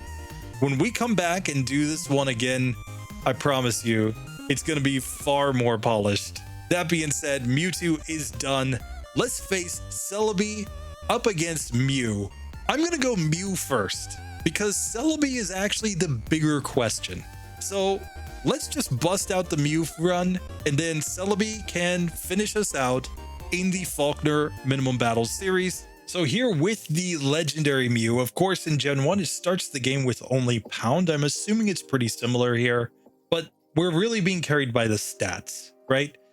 We're no longer number 2 in stats, we're like number 5 in stats in this generation. I think in the case, the way that I ranked them for their base stats total though, it does put Pokemon, you know, just kind of in an arbitrary order, whether they were the same stats or not. So, I mean, it's not going to be as good as I think Lugia and Ho-Oh, but it's on par with Dragonite. It's a super strong Pokemon. So here we've put it in the Totodile Ball. We pick up our Mew. Let's see the starting moveset. And sure enough, we are taking them to Pound Town in this one. Now, if it's like Gen 1, I think we learned like Transform at level 10 or something like that. I'm not sure we're getting there. But we do have the advantage that we are in the medium slow level up group. So we're actually going to level up pretty fast in this section, which is going to make our Mew quite a bit stronger than a lot of other Pokemon that we're running with this like pound or tackle only starting moveset. So first things first, Rival 1, let's just come in and see if we just pound him or if we take a pounding back. So we did 5 damage there. So this is going to be a 5-hit KO. He did 5 damage to us. So we're actually in the same damage range against each other. Oh, never mind. He got a crit. So we easily win and level up to level 6 right there on Rival 1, something that we haven't done in quite a while. So we're going to show now that not only do we run legendary Pokemon, Professor Elm, we run mythical Pokemon. Pokemon that you believed, that all these books on your shelf believed were just lies, just myths. No, we have found them, and we will now destroy the game with them. So here we have made it to Falkner's Gym with our Mew, level 7, 33 HP, we know pound, and we have perfectly even stats, 21 in everything. We're gonna outspeed from the beginning. We've got amazing defense, amazing attack. This should be fine. Let's try the Honest Abe fight. So here against Honest Abe, our pound did 7 damage and his Peck did 5 damage. So we've got him in a 4-hit range. There's no way he's gonna knock us out. We're a 7-hit range to him. Even if he crits us, I don't think it's gonna matter. And there we go, easy win on the first battle, and we get to level 8, so that is a damage rounding threshold. Let's take on Rodney and make our way up to Falkner here. And just like that, we are to Falkner with our Mew, level 9, 39 HP, no change to the moveset, but now we've got 26 in attack and speed and 25 in everything else. That is clearly due to a little bit of stat XP and rounding. Perfectly fine. We are ready to go into this fight. So against Falkner, it looks like his Pidgey is a 3-hit KO. I mean, we're only taking 3 damage per hit. Now we level up and we learn Transform. I don't think we want to transform into Pidgeotto though. We have better stats as we are. And Pound is doing just fine here. He's a 4-hit KO range and we easily win that fight. So just like that, we have managed to beat Falkner with our Mew. Now, Mew is obviously going to be absolutely amazing as it goes through the game. The fact that it learns every single TM, it's going to get Ancient Power and Psychic via level up, so it will even get Psychic, I think, in Johto. I don't think it has to get to Kanto to get that. We should just be OP everywhere. Anytime that there is a TM that can be learned that helps us beat an opponent, Mew's gonna do that. With that being said, there is one challenger left. That is Celebi. Let's see how it goes. All right, so we do have our Celebi here, and this Pokemon is kind of interesting. Of course, I have already messed with Celebi a little bit because I did the cross-gen challenge, Celebi versus Mew. A Gen 1 Mew versus a Gen 2 Celebi. It was a very interesting race, honestly. But this one might have some struggles. The fact that we are a grass psychic type means that we could run into trouble as soon as the second gym, maybe even the first gym. Let's find out. So Celebi, we do pick it up. Let's see the starting moveset here. Now this starting moveset is kind of insane because we've got Heal Bell for status, we've got Recover for HP, we've got Stab Confusion, and we've got Leech Seed. We've got tons of things, basically tons of ways to heal, plus Stab Confusion. So as long as we're not getting like 1 or 2 hit KO'd by our opponents, we should have pretty decent chances of getting through this section. Keep in mind that while our stats, just like Mew, are just straight 100 across the board, we do have the advantage here that we can heal in battle and we have a same type attacking move to start the game. So first things first, let's just come into the Rival 1 fight where I think the only thing to do is to spam our Confusion the whole way. And look at that, we did 9 damage right off the bat there. He leers at us, it doesn't matter. We easily knock him out in 3 hits and we level up to level 6. But now it's time for our mythical Celebi to come into Falkner's gym with a massive type disadvantage. We're at level 7 with 33 HP, same moveset as before, Confusion, Leaf Seed, Recover, and Heal Bell, and we have 21 in every single stat, exactly the same as Mew. The question is, how much damage do we take from this Spearow? We've got the Berry on, so we will get one heal midway through the battle, but it might turn out not to matter. Let's try Honest Abe. First things first, we're going all in on attack. We outspeed, and we did 12 damage there, and he did 11 damage to us, but we've got 33 HP, so that's kind of fine. And this appears to be a 3-hit KO. So Honest Abe actually wasn't that hard. So now let's just beat up Godrod and make our way for the last time to Falkner. So we are going to give a berry here since we might need the heal on the Pidgeotto, but we're here at level 9 with Celebi, 39 HP, Confusion, Leaf Seed, Recover, and Heal Bell, and we've got 26 in attack and speed and 25 in everything else, same as Mew. Let's see if this works. Falkner round 1. Confusion almost one-shots the Pidgey. We get the KO the second turn. We get a level up and learn Safeguard. I am going to learn Safeguard. I think I'm going to learn it actually over Heal Bell. Like, Heal Bell heals status, but I don't think it's actually going to be that useful too often. I don't know, Safeguard might be better. So here now we have the Pidgeotto. Our Confusion did 16 damage, exactly half. So in spite of a massive gust, it's a 2-hit KO, and we get through the first gym with Celebi. So that was incredible. Celebi gets through this at level 11 with 46 HP. Pretty awesome moveset if I do say so myself. We've got 30 in every single stat across the board, and it's just a question if we run into a wall in these next couple sections. I think that we might have some trouble against Bugsy, and I think we might have some trouble against Morty. And then Jasmine also could be a little bit rough with this Pokemon. Outside of that, if we can get through those 3, I think we've got a pretty decent shot of beating the game, but let's find out if it turns out that way or not. So with that, we can look here and see the final results of the Falkner Minimum Battles series. 164 Pokemon have successfully beaten Falkner. 11 Pokemon passed with struggle, 69 failed, and keep in mind that doesn't count the 7 Pokemon that are in the members picks section. Now, I've learned a ton going through this series about new moves, about new Pokemon, about different kinds of strategies to use against some of the AI in this version, because it's very different from Gen 1 in a lot of ways. I think I found a pretty big appreciation for Gen 2 that I didn't have back in the day. I'm excited to keep this going. Next up is Bugsy. All of these Pokemon that passed through Falkner will continue. We're going to whittle them down until we get to the best of the best. The Pokemon that beat the entire game, including Red, on Minimum Battles.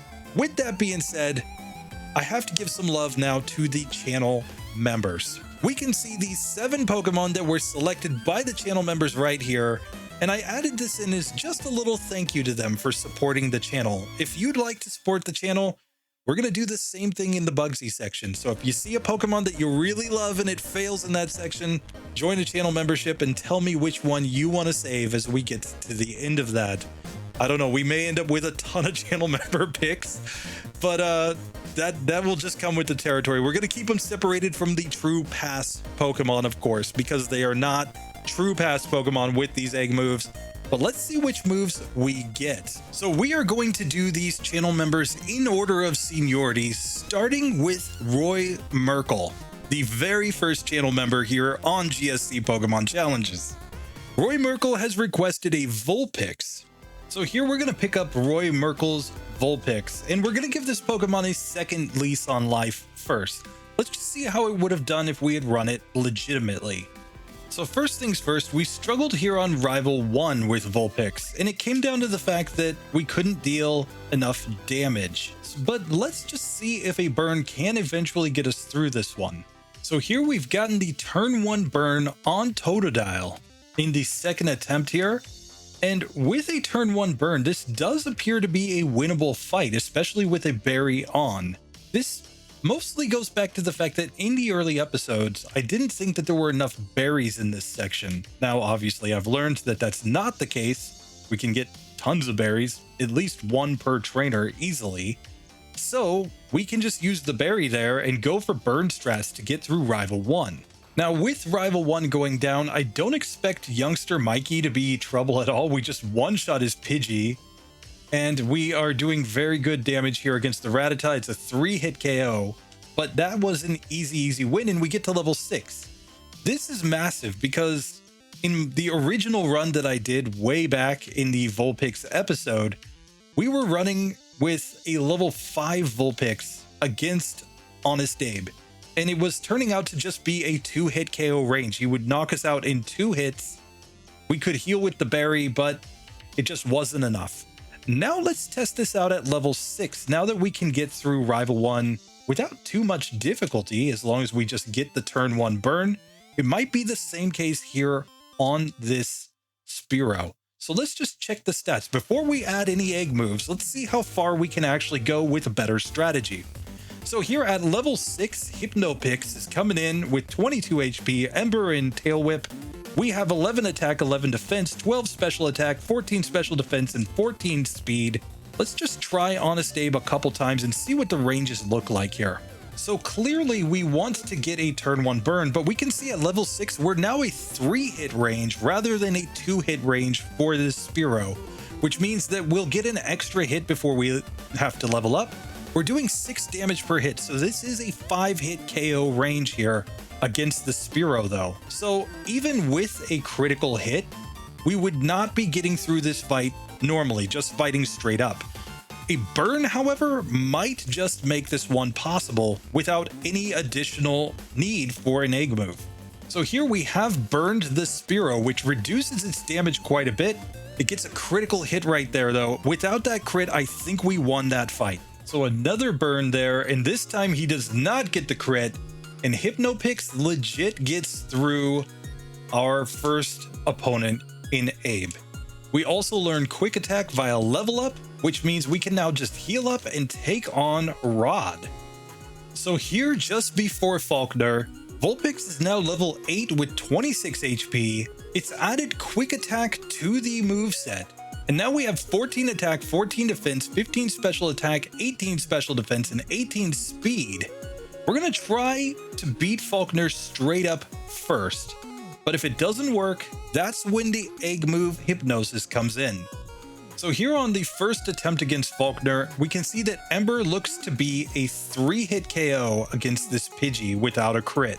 Now on Pidgeotto, I think we want to Tail Whip it ideally, and we just don't have the ability to land the hits that we need. Now there is a turn 1 critical hit with Ember, so we 2-shot the Pidgey. Now on Pidgeotto, I think we want to use Ember. Ideally, we would get a burn here. It doesn't come in this time, and we end up losing. So here we have landed the burn on Pidgeotto, and we just need to land another hit. Quick Attack does take it down. So funny enough, Hypnopix didn't actually need Hypnosis in order to beat Falkner on Minimum Battles. It just took a little bit better strategy and better understanding of the game than I had when I first did these series. We get through. But in honor of Roy Merkel, we will continue this Pokemon in the next section, and we will keep in mind that if it ever struggles, it is getting access to Hypnosis. So Vulpix is actually another legit Pokemon through Falkner at this point, not even needing an egg move, which is hilarious. And just like that, we are moving Vulpix into the pass column, making it 165 Pokemon that have legitimately beaten Falkner on Minimum Battles. Up next, we have to thank the second longest time channel member, which is Marvelous Racing. Roy and Marvelous have been longtime channel members on RBY Pokemon challenges as well. I'm glad to get them over here on the right side with GSC Pokemon challenges. Because I mean, come on, who watches RBY Pokemon challenges, right? Anyway, he has requested Elekid with the egg move Cross Chop. Let's see how this goes. So just to review the situation for Elekid without an egg move, here we made it all the way to Falkner. But the fact that we only know Quick Attack and Leer was a little bit too much here. We can go for the Leer right here. We're getting Mud Slapped so that we have very little accuracy. And the real issue is just that Quick Attack's not terribly strong. We already had to use our Berry there. So will Cross Chop be a strong enough move that maybe, just maybe, we can find our way through Falkner? So here with the addition of Cross Chop, let's just see how it goes in this fight. The advantage, of course, is Cross Chop is 100 base power, and it's reasonably accurate, 80%. And Cross Chop means that Pidgey is a 2-hit KO right here. Now we can move on to Pidgeotto, where I'm going to give it 1 Leer just to lower its defense. And now Cross Chop is going to be a 2-hit KO range here as well. And just like that, we get Elekid through Falkner. Now, it's going to be in its own separate category since it used an egg move. It's not using its normal base level 5 moveset, but that is legit, and it gets Thunder Punch after beating Falkner, so it has a great moveset heading into the next gym. So Marvelous, thank you so much for supporting the channel, dude. I always appreciate you. You always comment on every single video.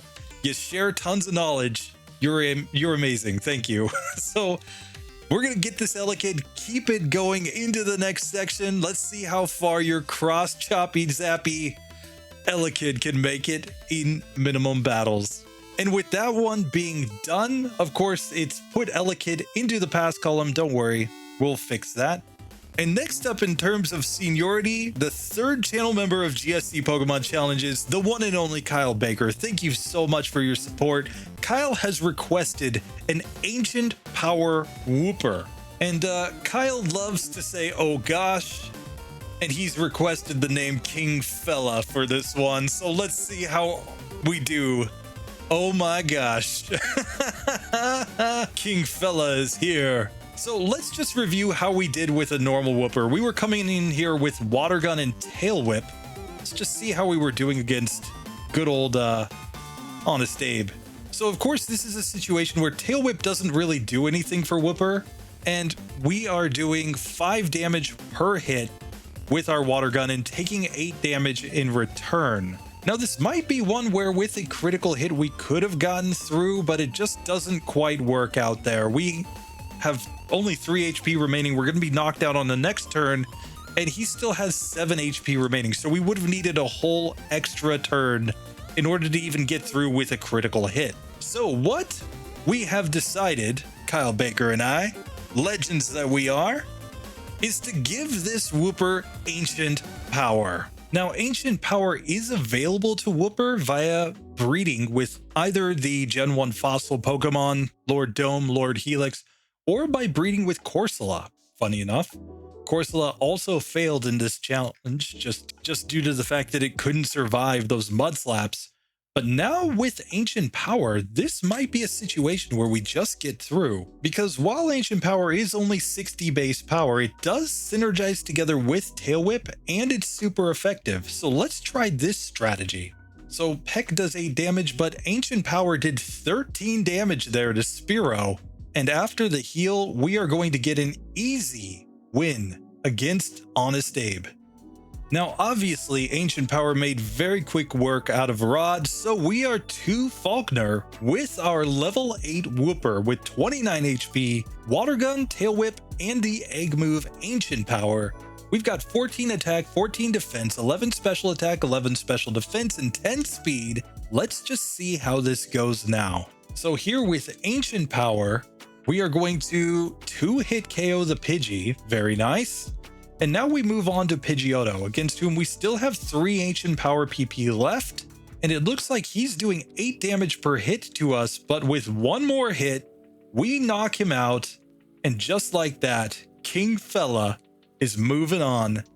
And obviously King Fella is going to have an advantage when it gets to Bugsy as well, given the fact that Ancient Power is going to be 4 times super effective against that Scyther. It's going to be able to get Mud Slap right here, I believe, so it will have a same type move to use against Rival 2. So Wooper might just be okay until it gets to Bayleaf. Bayleaf is the real question in this next section, but we'll find out. Anyway, Kyle Baker, I'll give you a legendary, oh my gosh, just for you. Thank you so much for supporting the channel, dude. And let's keep running it up. It is time to give some love to the 4th longest term channel member, Nintendo, who has requested a Flareon. Now, this is not going to be any normal Flareon though. Nintendo has said, since we failed on Falkner due to just not being able to deal enough damage and getting hit a bunch of times, let's review that tape right here. So here, even with the struggle strats, we just weren't doing enough damage.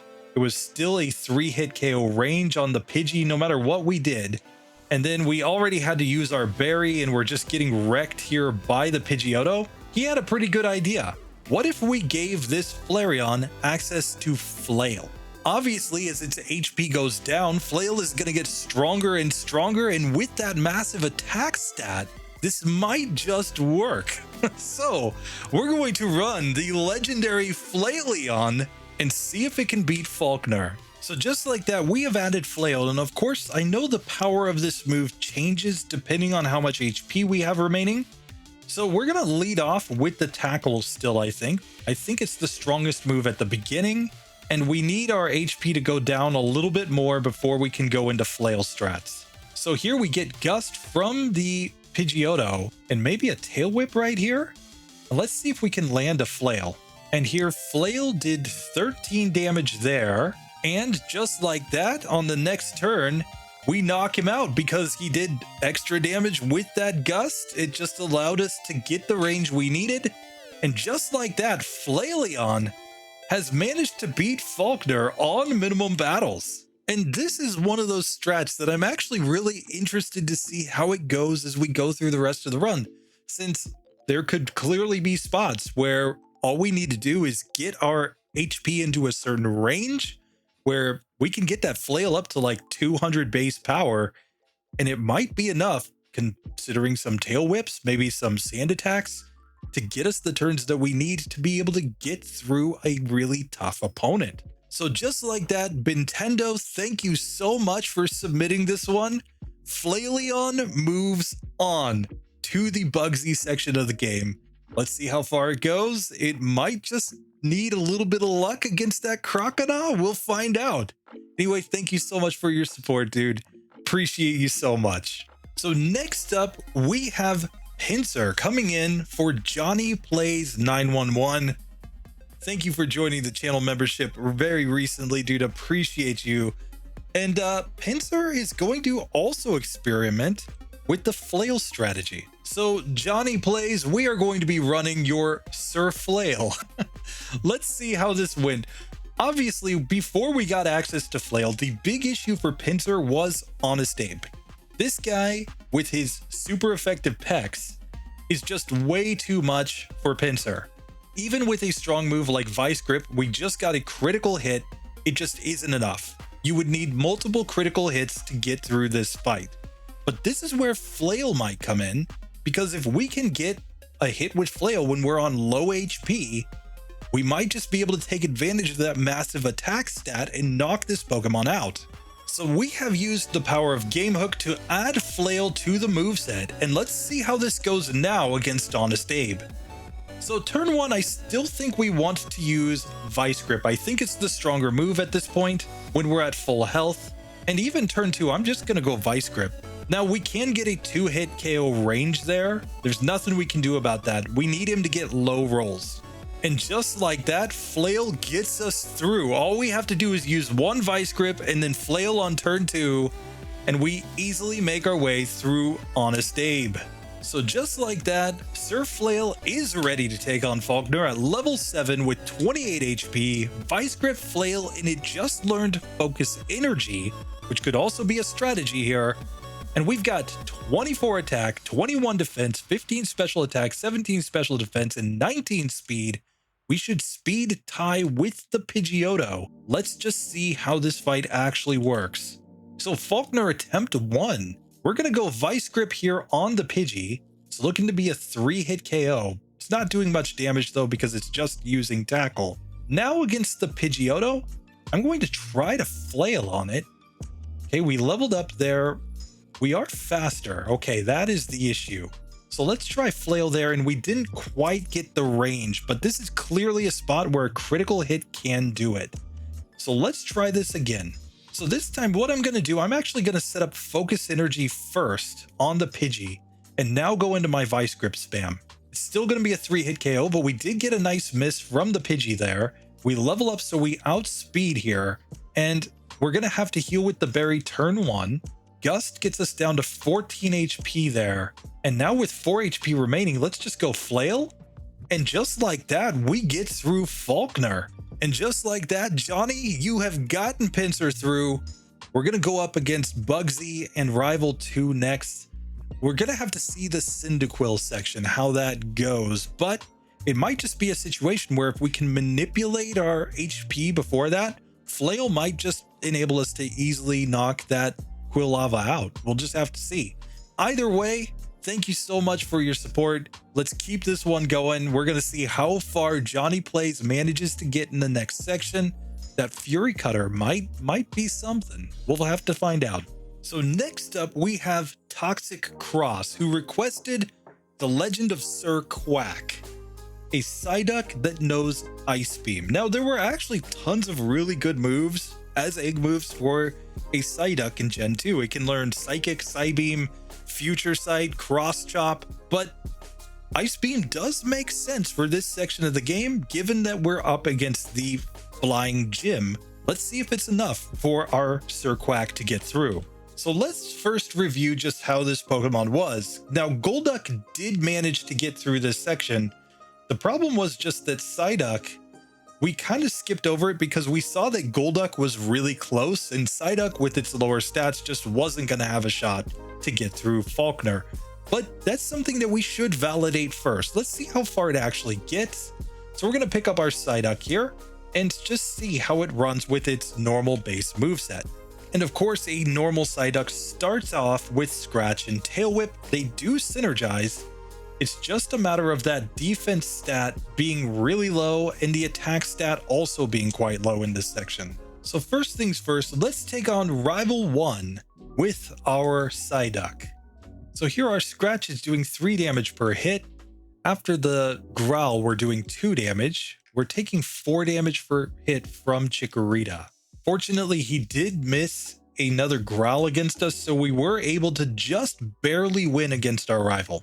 So here coming into Falkner's gym, Sir Quack is level 6 with 23 HP. If it only had its base moveset, it would be Scratch and Tail Whip with 13 attack, 12 defense, 14 special attack, 12 special defense, and 13 speed. Let's see if it has any shot against Honest Abe, and if it doesn't, we're going to add on that egg move, Ice Beam. So in the first attempt against Honest Abe, I'm just going to scratch him. He did 8 damage to us, and we did 4 damage to him. So even with a berry, we're clearly just not going to get through there. Let's see if Tail Whip affects this in any way, shape, or form. So we'll give him 1 Tail Whip and then go into the scratches, and let's just see how much damage we're doing. So here with the Tail Whip, our Scratch is now up to doing 6 damage per hit, which means he's still a 5-hit KO. And with him doing 8 damage per hit against us, there's no way we're getting that range. So yet again, Sir Quack fails right here on Honest Abe. But now, what happens if we give this Pokemon access to Ice Beam? Well, through the powers of Gamehook, we have added the 95 base power Ice move right here. And let's see what kind of range it gives us on this Honest Abe fight. I'm going to put Ice Beam into the top slot. And here, Ice Beam did over half, 17 damage to the Spearow. So even with another hit, we don't even use the berry. We easily win that fight and level up to level 7. Now against Rod, we're one-shotting his Pidgeys as we level up to level 8. I'm feeling pretty good going into Falkner with this moveset. So let's just go ahead and heal up, give the berry, and check the stats as we come in. Now, we've got Sir Quack up to level 8, 28 HP, Ice Beam, Tail Whip, and Scratch is the moveset. We've got 16 attack, 15 defense, 18 special attack, 15 special defense, and 16 speed. I think we have a shot, guys. What do you say? So here, Falkner attempt number 1. We're just going auto A on Ice Beam, and we one-shot the Pidgey.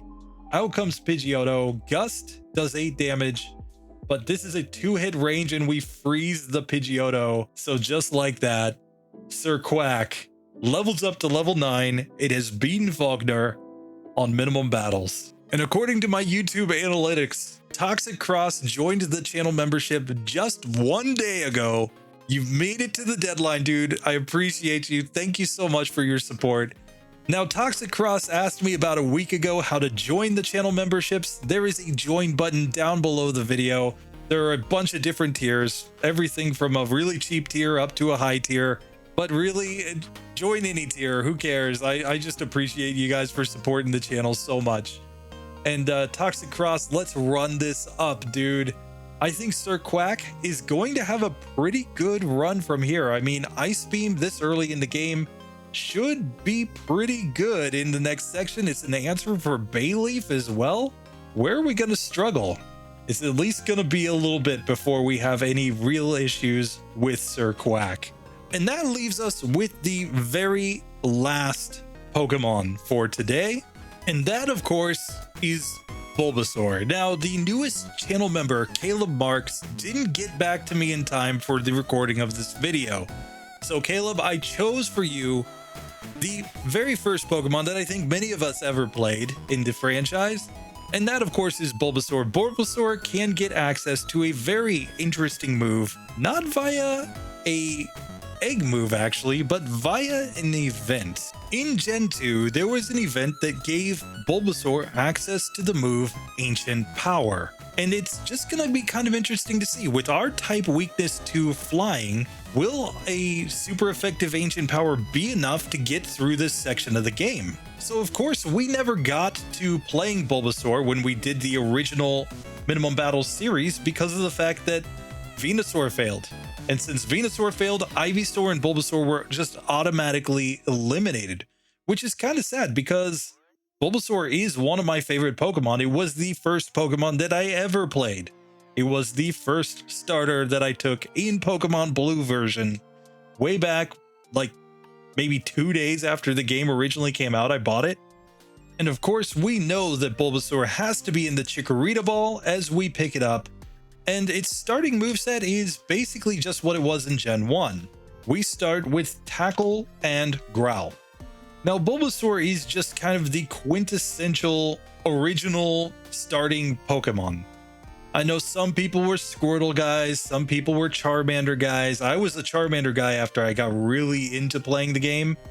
But, you know, Bulbasaur was the most solid starter in Gen 1 because it's the only starter in Pokemon Red and Blue that can beat Brock on minimum battles. Sadly, they decided to flip that on its head here in Gen 2 and make it so that Bulbasaur is the only Kanto starter that can't beat Falkner on minimum battles.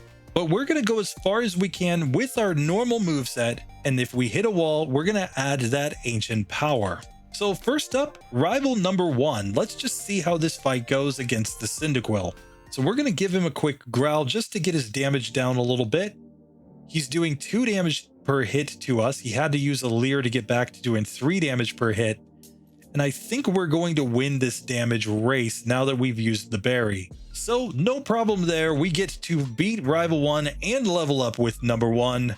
So just like that, we do get number 1 Bulbasaur to Falkner's Gym. Level 7 with 25 HP. It knows now Tackle, Growl, and Leech Seed as it leveled up in the youngster Mikey fight. And it's coming in with 14 attack, 14 defense, 16 special attack, 16 special defense, and 13 speed. Now, we already kind of know the situation here, though. If a Venusaur cannot beat Honest Abe on minimum battles, then obviously a Bulbasaur has no shot here. We just took 16 damage from that first hit. So we're going to get at most 2 hits on this Spearow. So the question is, will Ancient Power be enough to give us a chance? So here with the berry on and Ancient Power added to the moveset, let's see how much damage this does. So Ancient Power did over half, 15 damage to this Spearow, and I think we can survive one more hit. With 2 HP remaining, we knock out Spearow and get to level 8. And just like that, Ancient Power made very short work of Rod. The only disadvantage of this move is that it only has 5 PP. So we'll run out and heal. Let's put the berry on and check the stats as we take number 1 into the Falkner battle. So we're coming in now at level 9 with our Bulbasaur, 30 HP. We've got Tackle, Growl, Leech Seed, and Ancient Power. We've got 16 attack, 16 defense, 19 special attack, 19 special defense, and 16 in speed. Let's go, Caleb. Let's see if we can beat Falkner. So here the strategy, clearly we are going Ancient Power, and I'm just going to follow that up with a Tackle, I think, to take out this Pidgey. We actually got a Tackle miss, which was not good. We level up to level 10. We can learn Vine Whip. We're going to learn that over Growl. I think this is the way to go.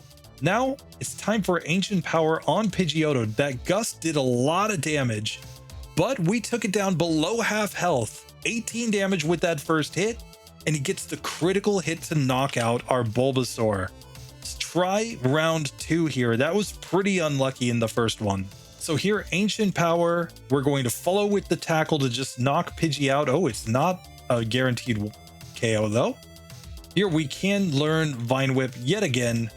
And now against the Pidgeotto, let's go Ancient Power. He critical hits me there. And so we're going to get KO'd this time because of the crit. We're just getting terrible luck here against Falkner. So there we get a critical hit of our own to one-shot the first Pidgey. So we're going into Pidgeotto on full health. He does 12 damage with the first hit, but we get a second critical hit with number 1. There we go. We have beaten Falkner on Minimum Battles with our Ancient Power Bulbasaur. So just like that, Caleb Marks, I put in a Pokemon for you. We got it through. But dude, if you have a different Pokemon that you'd really like to see in the next section, let me know. Drop that in a comment.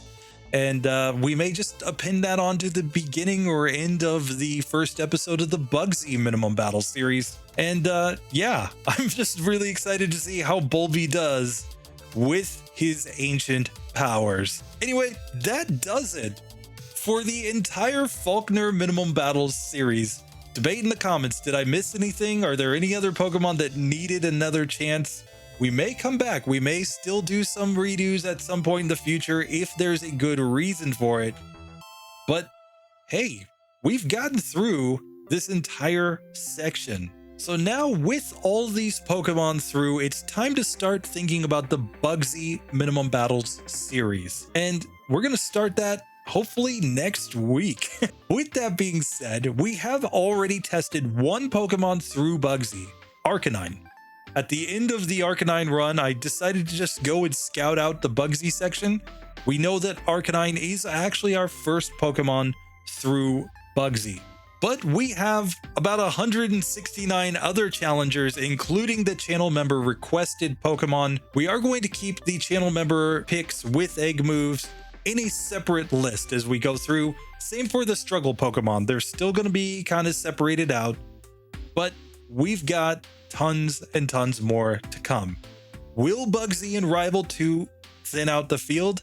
I think the answer is definitively going to be yes. Especially Rival 2, he is tough with that Ghastly, with the second stage evolution of his starter.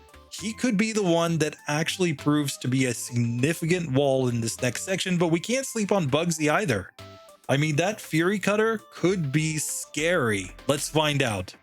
Anyway, I just want to say thank you to you all for your support. This has been a massive grind since last summer, but we've already outperformed my expectations. I started this as a second channel just to mess around a little bit and learn another gen, and you guys have come along for the journey with me. So thank you. Let's keep it going. I'll see you in the next one. Later, guys.